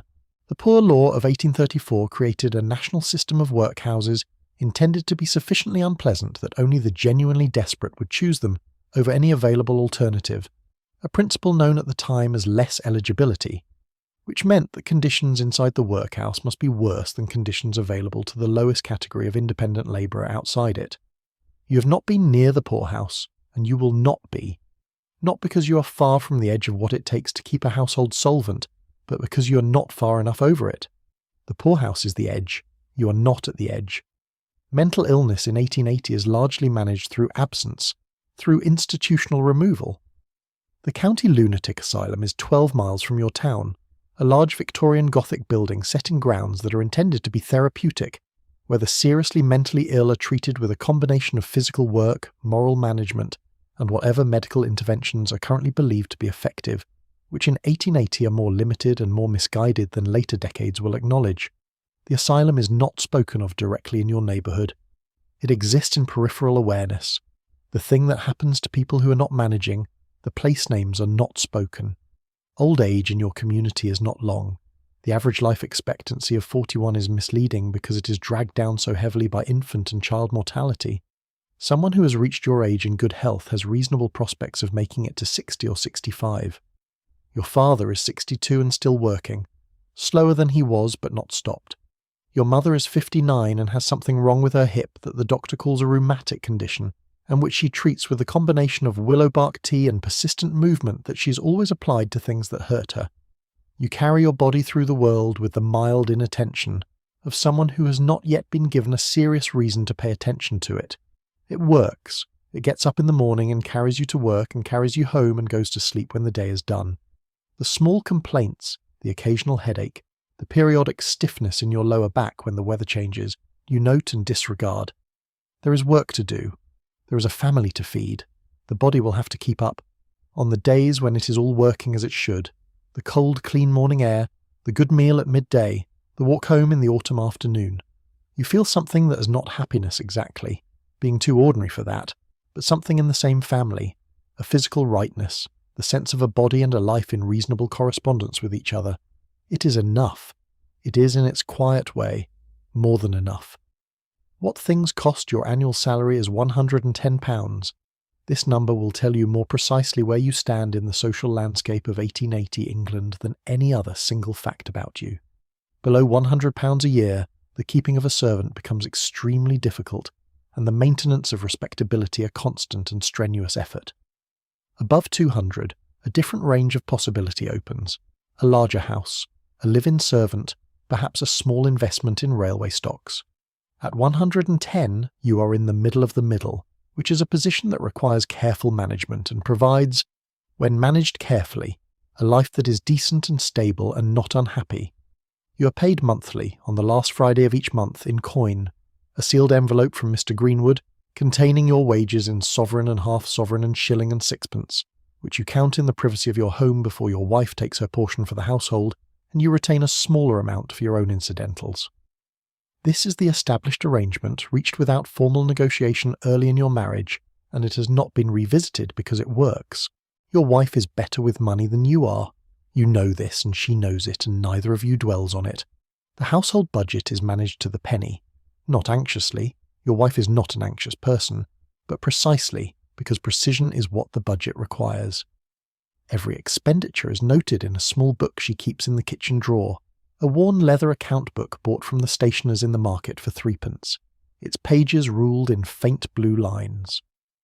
Coal, 2 shillings and 4p last week, which is high because of the cold. Bread from Hartley, 3 shillings and 4p for the month. Meat, variable, the week determined by what is cheapest on Tuesday morning at the butcher's. Milk, 10p a week. Sugar, 6p. Tea, a pound of Horniman's pure tea, bought monthly, 1 shilling and 8p for a quarter pound that must last precisely the month. Tea. The British relationship with tea in 1880 is intimate and specific. The East India Company's monopoly on tea imports ended in 1833, and the subsequent decades of competition between importers have driven prices down to the point where tea is affordable across a wide range of incomes. A genuine social democratization, the cup of tea is universal constant. Horniman's, whose name your wife knows as she knows the name of a reliable neighbour, prepackages its tea in foil-lined packets to preserve freshness, a recent innovation that the major grocers resisted until the quality advantage became impossible to argue with. You drink approximately 6 cups of tea a day between you. This is not considered excessive. The market is the cheapest place to buy most things. The Tuesday market in the market square has been running for longer than anyone alive can remember. You can see the shape of it in the oldest maps of the town, the same open space, the same central location, the same logic of people gathering to exchange what they have for what they need. The stalls on Tuesday sell vegetables from the market gardens on the edge of town, meat from the butcher's row, fish from a man who drives in from the coast on Tuesday mornings with what the morning's boats have brought, dairy from the farms to the north, cloth remnants from a draper's warehouse in the city, offered at reduced prices because they are the ends of bolts or the slightly irregular goods, shoes and boots from a cordwainer who makes the trip in from 4 miles out, and a great variety of smaller items, buttons, thread, needles, boot polish, blacking, soap, candles, from the haberdashery stalls that occupy the less prestigious pitches near the edges. Prices are not fixed in the way they will later be fixed. They are negotiated, not openly, not in the manner of a market where this is acknowledged, but through the subtle mechanism of the repeat customer, the regular order, the quiet mention of what the other stall has been charging. Your wife does not haggle in the way that the word implies. She is too dignified for anything that looks like argument. But she knows what things cost and she knows what she has paid before, and she makes her views known through the precise mechanism of her continued custom or its discontinuation. The great shops are appearing in the towns, the early department stores that will eventually remake retail entirely. William Whiteley opened his Universal Provider in Basingstoke in 1863, and Lewis's in Liverpool in 1856, and the idea is spreading. A single large establishment selling everything under one roof, with fixed prices marked on each item, no negotiation, no relationship. Your town has a version of this, a large draper's that has expanded into clothing and then into household goods, and has recently added a grocery counter. And it is busy, and the prices are competitive, and your wife shops there occasionally, and it is more convenient than the market, and something about it makes her vaguely uneasy in a way that she cannot quite articulate. Credit is part of the landscape. Your arrangement with the butcher, the baker, and the coal merchant is that you have an account. Goods received, payment settled monthly, a small but real trust extended in both directions. This is not debt in the way that debt later becomes conceptualized as uniformly bad. It is a practical arrangement between people who know each other, calibrated to the monthly pay cycle of people like you. The account with the baker runs to 3 or 4 shillings most months, with the butcher more. You pay on the last Friday of the month within a day of receiving your salary, and the accounts are cleared and begin again. This is considered excellent financial management. Saving is harder. The Post Office Savings Bank, established in 1861, allows deposits from as little as 1 shilling, and you use it, not heavily, because there is not much left after the household is provisioned and the coals are in, but steadily. 12 months in which you can save £6 is a good year. The saving is for the eventual, a larger house, perhaps, or Thomas's apprenticeship fees, or the kind of emergency that the careful management of the present cannot entirely prevent. The book kept in the drawer with the household account shows a balance of £19, 4 shillings and 2pence as of the last entry. You know this number precisely. You think about it sometimes in a way that is not quite anxiety, more like the awareness of a weather system, the knowledge of something larger and less controllable moving at the edges of your life. What money cannot easily buy in 1880 is time. You work 52 hours a week, 6 days, 8 to half 5 with an hour at lunch.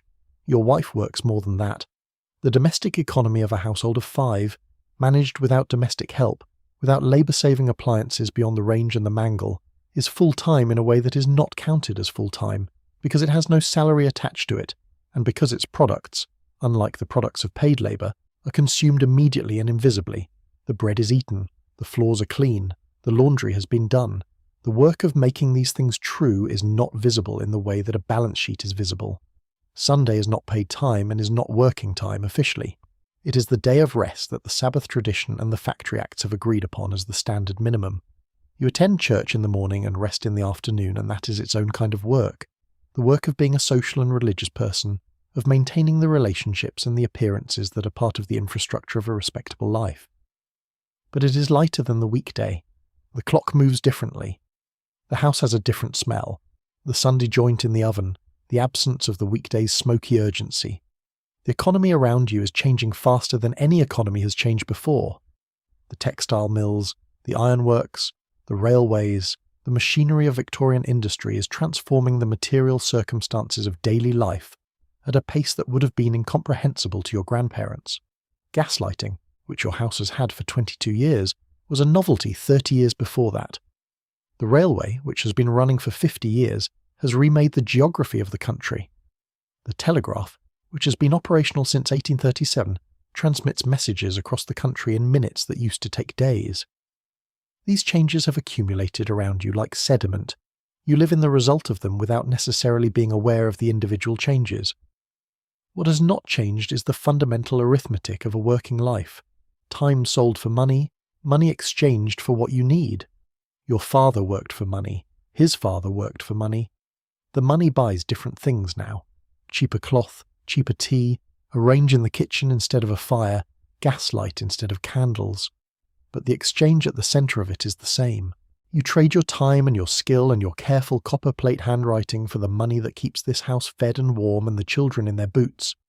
On the days when the arithmetic works, when the month's accounts close without a deficit, when the coal hole is full and the larder stocked and the savings book shows a figure that is moving in the right direction, however slowly, there is a satisfaction in it that is not pride exactly, being too ordinary for pride.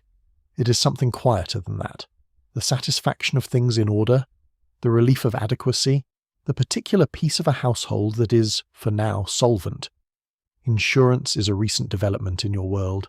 The Prudential Assurance Company has been sending its agents door to door since the 1850s, collecting penny-a-week premiums from working households in exchange for a death benefit sufficient to cover a funeral. The funeral being, for working families, the financial disaster most immediately threatening, since a pauper's burial is the visible evidence of a life insufficiently managed, a thing that the living carry. You pay a penny a week each for yourself and your wife.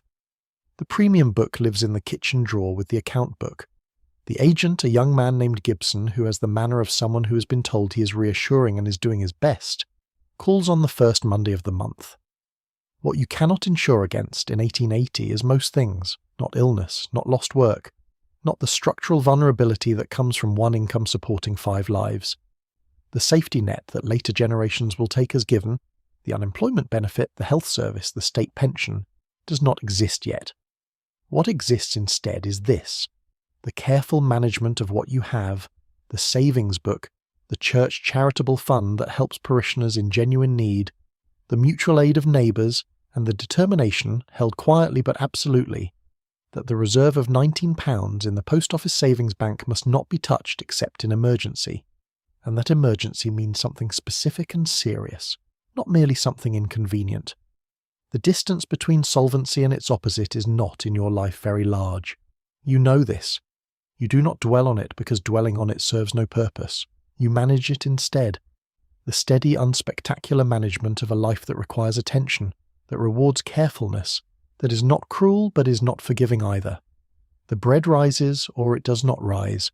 The tile is fixed or the rain gets in. The accounts close with a margin or they do not. You choose, where choice is available, the thing that leaves more margin, and where it is not available, you deal with what is, the church bell and the turning year.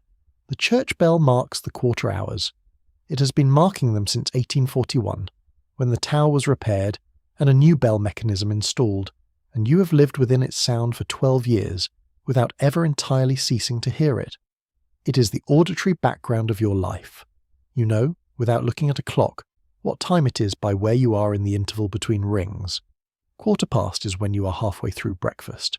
1/2 is when you are leaving the house, the hour when you are at your desk.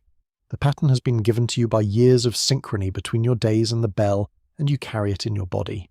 England in 1880 is officially Protestant Christian, and specifically Church of England, and the Church of England is sufficiently broad in its doctrine and sufficiently moderate in its demands that a wide range of people attend it without finding it incompatible with their actual inner lives. You are one of these people. You believe in God in the way that you believe in the solidity of the ground, not as something you have examined and confirmed, but as something that has never given you reason to question it, that underlies everything else without requiring constant verification. The Victorian religious landscape is more complex than the official picture suggests. The nonconformist churches, Methodists, Baptists, Congregationalists, are powerful and growing, particularly in the north and in Wales, and they have shaped the culture of the working and lower middle classes in ways that go beyond Sunday attendance. The Methodist tradition of temperance, of self-improvement, of seriousness about education and community responsibility runs through a great deal of Victorian working life, even in people who attend the Church of England. Your wife's father was a Methodist. Your wife is Church of England. The difference between them, in practice, is mostly the service at 11 rather than 12. The year in 1880 is still shaped by the church calendar in ways that the secular world has adopted and adapted. Christmas is Christmas, a domestic holiday, growing more elaborate each decade under the influence of Prince Albert's German traditions and the commercial enthusiasm of the expanding middle-class market for gifts and decorations. You give presents, you have a tree, a small one in the parlour, decorated with paper ornaments and a few glass baubles purchased from a German importer who has a stall in the December market.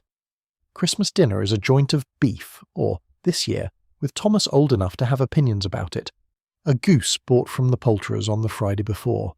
Easter is quieter than Christmas in your household, as it tends to be in households that observe it primarily through the church service, rather than through elaboration at home. Good Friday means hot cross buns, bought from Hartley's, a batch specifically made for the day and available from 6 in the morning, the line at his door extending down the pavement, the smell of spiced bread reaching you from 30 feet away. Easter Sunday means church, a better dinner than usual, and the children's annual Easter eggs, which are hard-boiled eggs dyed red with cochineal that your wife has been making since Thomas was 3. May Day is no longer the elaborate folk festival it was 50 years ago in rural areas, but it has not entirely disappeared either. There is a maypole in the market square on the 1st of May, organised by the school, the children weaving ribbons around it with varying degrees of competence. The adult town watches from the edges with a mixture of genuine pleasure and mild condescension. The condescension being the response of a population that has recently become urban enough to regard rural custom as picturesque rather than actual. The seasons have a texture that the industrial world has not entirely smoothed away. Spring in 1880 is when the garden comes back. The back garden, your small rectangle, where your wife has grown vegetables and cut flowers since the first spring you were in this house, learning the soil by successive experiments. The soil in this town is a heavy clay that holds water and roots badly and must be improved year on year with the addition of leaf mould from the park and the composted kitchen waste that goes into the bin behind the scullery door. The runner beans do well, the carrots do not, something about the clay and the stones. The sweet peas that your wife grew last summer against the back fence were spectacular in July, and she cut them every 3 days to keep them flowering, and the kitchen smelled of them for 6 weeks. Summer has particular Victorian pleasures. The Bank Holiday Act of 1871 created 4 official public holidays: Easter Monday, Whit Monday, the first Monday in August, and Boxing Day. And the August Monday has become the English summer holiday, the day when the railway excursion trains are packed to capacity with families going to the coast or the country for the day, returning in the evening sunburned and sandy and satisfied. You have taken the children to the coast on Bank Holiday Monday for the last 4 years. The journey takes 2 hours by train. The children eat sandwiches from a basket on the train and count the telegraph poles through the window and arrive at the seaside in a state of excitement that takes approximately 15 minutes to convert into the simple pleasure of paddling. Autumn is the season of provision. The weeks in September and October when your wife is putting up preserves, filling jars with plums from the tree in the yard, with apples from the market stall where the farmer's surplus comes in at reduced prices, with the last of the runner beans blanched and potted. The kitchen in September smells of sugar and vinegar and hot glass, the particular smell of preservation, the smell of summer being converted into something that will last the winter. The jars are stored on a shelf in the larder and appear at the table over the following months as needed.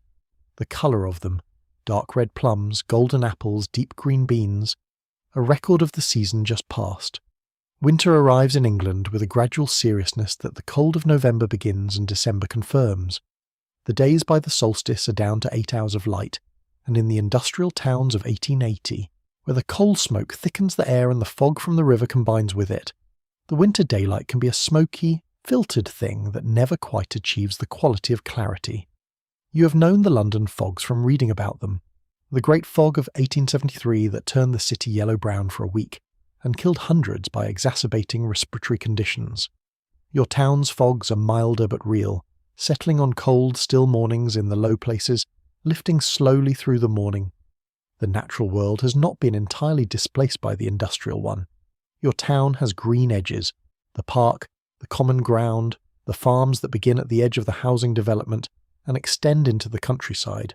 You know the names of the birds that come to the yard, the robin that has established territorial rights over the garden since October, the sparrows that live in the eaves, the occasional thrush that sings from the elder tree at the back on mornings cold enough that its song seems defiant. Thomas knows which moths are which, having caught several in a jar last summer and looked them up in the Mechanics' Institute's copy of a natural history guide. There is a rhythm to the Victorian year that is not the rhythm of the natural year, and not the rhythm of the industrial year, but a composite of both.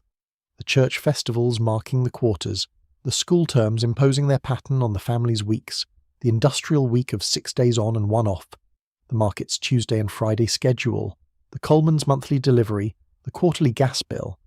These rhythms layer on top of each other, and the result is a year that has both regularity and texture, that gives you a sense of knowing where you are in time in a way that later, more flexible lives sometimes lack. On Sunday mornings, before church, there's a period of about half an hour when the house is in a state of pre-departure preparation. The children in their good clothes, hair combed and protesting, Thomas's collar straight for once, Eleanor carrying her prayer book with the gravity of a girl who has decided that prayer books are appropriate objects of gravity. Your wife puts on her Sunday hat. You put on your Sunday coat. The transformation takes about 30 minutes, and the result is the family as it presents itself to the world. The public version, the dressed-up version, the version that walks out the door and along the pavement towards St. Margaret's, and is nodded at by Mr. Parks and greeted by Mrs. Thornycroft at her door. After church, after dinner, after the long Sunday afternoon, the week begins again. Monday is always there on the other side of Sunday, waiting with its particular gravity, its list of necessary things, its demands on your time and your wife's time and the children's attention. You have learned not to let Monday's present spoil Sunday. You hold Sunday in your hands and let it be what it is.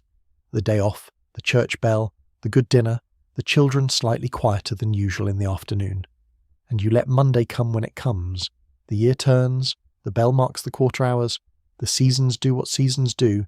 You're in the middle of your life, in the middle of a year, in the middle of a century that does not know yet what it will be remembered for. You're not waiting for anything.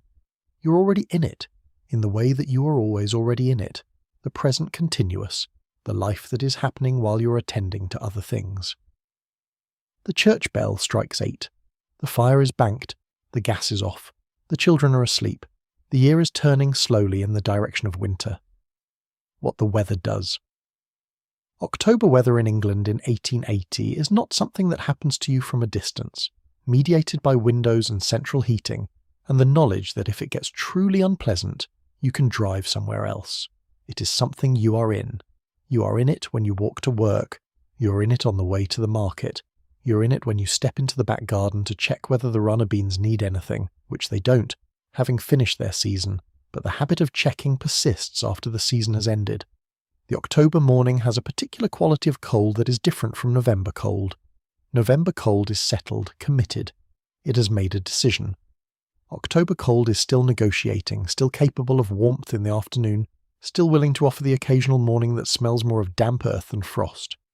You step out at 5:30 and the air has the smell of it, the loam and the fallen leaves and the particular sharpness of a night that has been cold enough to leave dew on every surface, on the cobblestones and the windowsills and the lid of the coal hole, a fine even wetness that catches the very first light and gives the street a briefly silver quality that is gone by 7.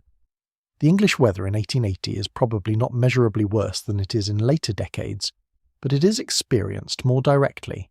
There is no mechanism for escaping the cold at work.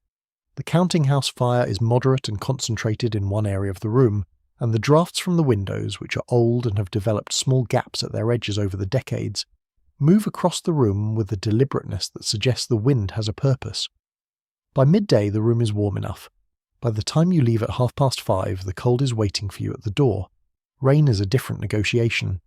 You have an umbrella, a sturdy black cotton umbrella with a cane handle purchased from a stall in the market, that lives on the hook by the front door and travels with you on any morning when the sky has the particular flat grey colour that means rain before noon. The umbrella is functional and nothing more, slightly too short for your height, so that on windy days it requires active management to keep it from inverting. Your hat is your primary rain defence. The bowler's brim sends water off to the sides. On particularly wet days your shoulders are wet by the time you reach the office, but not your head. The English fog is a phenomenon that 1880 has in abundance. The combination of coal smoke from 100,000 domestic fires and the damp of a maritime climate and the low-lying ground of the river valleys produces, on certain days, a fog that is not merely thick air but something with a presence to it, a yellowish, sulphurous thing that sits at head height and reduces visibility to 20 feet and makes the gas lamps into small amber suns visible only when you are almost under them. Walking through it has a quality of altered perception. The familiar street suddenly strange, every sound muffled, your own footsteps coming back to you from the cobblestones, as though from slightly further away than they should be. The children know the weather with the uncomplicated directness of people who spend significant time outside in it. Thomas can read a weather sky better than most adults, knows the difference between the cloud formations that mean afternoon rain and the cloud formations that mean tomorrow rain, knows which wind direction brings cold from the north and which brings the westerly dampness from the sea. He learned this not from a book but from being outside, which is where children in 1880 spend a great deal of their time, and from the accumulated pattern recognition that outdoor time produces. The yard at the back of your house is the household's weather station. Your wife checks it first thing in the morning and makes her daily plan accordingly. Mark it in the morning before the rain, washing on the line if the afternoon looks dry, the coal hole cover tightened if the sky looks serious. She reads the weather with the same practical intelligence she reads everything else, not sentimentally, not aesthetically, but as information relevant to decisions that need to be made. The swallow that nested under the eave in the summer is gone now. The elder tree has lost most of its leaves. The garden is in its winter configuration, brown and purposeful. The long evening comes to the house in stages. First the light changes. The kitchen window loses the last of the afternoon and goes grey, and your wife lights the gas, and the room converts from a daylit space to an evening one, the shadows soft and the surfaces warm and amber. Then the sounds change. The street outside goes quieter, the cart horse is put away for the night, the costermonger's barrow gone from the corner, the metallic percussion of the ironworks dying down to something lower and more distant. The house turns inward. After the supper, things are put away. After the children are settled. After the last cup of tea of the evening is poured and the newspaper has been read through. Not every word, but enough. You sit in the kitchen in the warmth of the range and let the day finish. This is not a deliberate ritual. It is simply what happens when you stop. The body, which has been carrying the day around all day, puts it down. Your wife sews by the range light. She has good eyesight still, though she holds things slightly further from her face than she did 5 years ago. She sews with the efficiency of someone who has sewn for a long time. Each stitch even, the thread pulling through at the right tension, the work turning in her hands with a rhythm that is almost mechanical, but carries within it the particular quality of handmade things, which is that they are never quite uniform, never quite identical to each other, and that this variation is the record of the hands that made them. The gas mantle hisses very softly. It is a sound you notice only when everything else has gone quiet, a low, even sound like something breathing. The coal in the range settles. A door somewhere upstairs has shifted on its hinge as the temperature drops, the wood contracting as the evening cools, the house making the sounds that old houses make when they are releasing the warmth of the day. Thomas's footsteps cross the floor above you, his bedroom directly overhead. He moves the way he always moves when he thinks nobody's listening, which is to say with a slightly heavier tread than he uses during the day, the footsteps of a boy relaxing into himself. He sits down on his bed. The mattress gives with a familiar creak. Silence then from that direction. He is reading, probably. He reads too late into the night, something you were told not to do at his age and did anyway. The evening has a sound of its own, not silence. A Victorian house is never entirely silent, but a sound below the threshold of disturbance, a composite of small things that together produce the oral texture of a household at rest. The fire, the clock, the slight percussion of the sewing needle going through cloth. Rain, if it is raining, on the window of the scullery. A sound that has a quality of enclosure, that makes the inside feel more inside, the warmth more defined against what is happening outside. You think about very little. This is the capacity of late evenings, to reduce the mind to its own temperature, to let the thoughts that ran through the day come to rest. The week's accounts, which have been running in the background since midday, complete themselves and stop running. The question of the slipped tile is still there, but it is quieter now, a note rather than an urgency. The particular way Margaret looked at supper, slightly off, slightly inward, which you noticed but did not remark upon. You hold that briefly, and then you let it pass, because if something needed to be said, she will say it, or it will resolve, or you will notice it again tomorrow, and act then. Your wife reaches the end of the thread she's working with. She pulls it through, knots it with a practiced movement, bites it off at the knot. She holds the work up briefly, examining it, a loose hem on Eleanor's school dress that needed resetting. She considers it for a moment, then folds it and sets it on the table. She pours the last of the cold tea into her cup and drinks it, and does not make a face about the temperature, which is something you have observed in her across many years, and have never quite lost your quiet admiration for. The parlour is dark and cold. The Sunday room, waiting for Sunday, the good furniture in its shrouded state. You pass it in the hallway on the way upstairs and feel, as you always do, the slight chill of it. The room that is not used, the room that is held in readiness for a use that comes once a week, and for visitors who come less often than that. It is a Victorian habit, the maintained parlour, the room that represents what the household wishes to present rather than what it actually is. What it actually is the kitchen. What it is on Sunday is the parlour. Both are real. Both are necessary. The stairs have 12 steps. You know this precisely because you have climbed them approximately 4,000 times in 12 years, and your feet know the landing at the 7th step, the slight narrowing at the 10th, the creak of the 11th that you step over out of habit even when there is nobody to wake. The landing is dark. You carry a candle. The gas is off up here.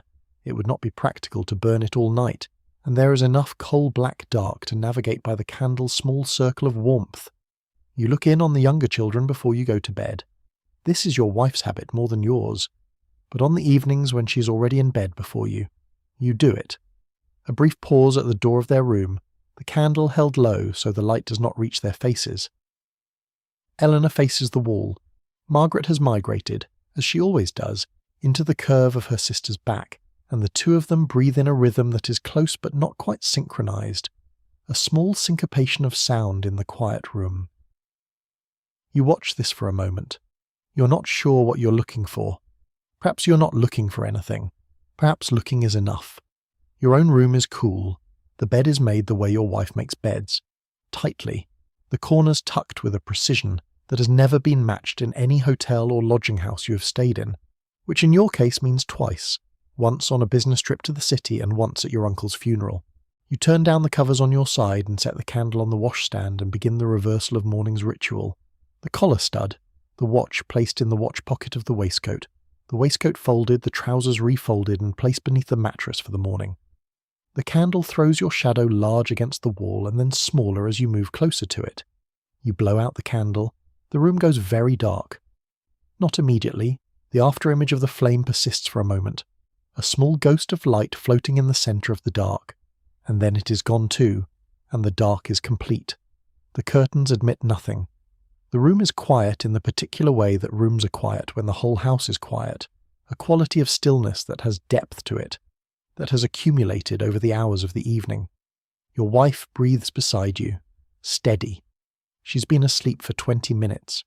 You've been married for 13 years and you know her sleeping breath the way you know the clock on the landing, not by having studied it, but by having been near it long enough that it has become part of the fabric of your nights. It is steady. It is quiet. It is the sound of someone who goes to sleep because sleep comes for them honestly, the result of a day fully lived. You close your eyes. The mattress holds you in its particular way. The darkness is all the same temperature. The house breathes around you.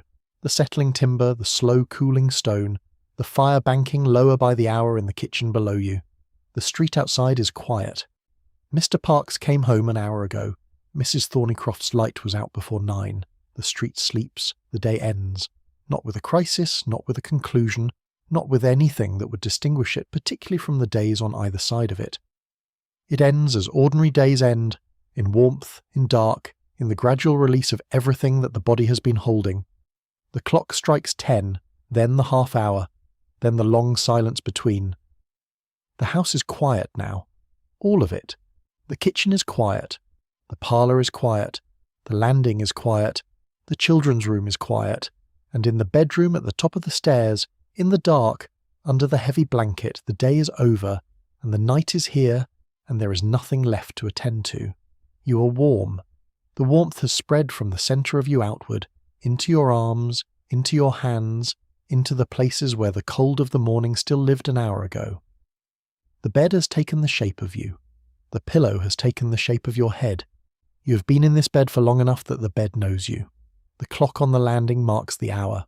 One strike, then stillness. The sound carries through the dark and then it is gone, and the dark closes behind it. The street outside is empty. The cobblestones are wet with the night's damp. The gas lamps are still burning. They burn all night, tended by the lamplighter who works a route of 300 lamps across the town and has the most solitary job of anyone you know.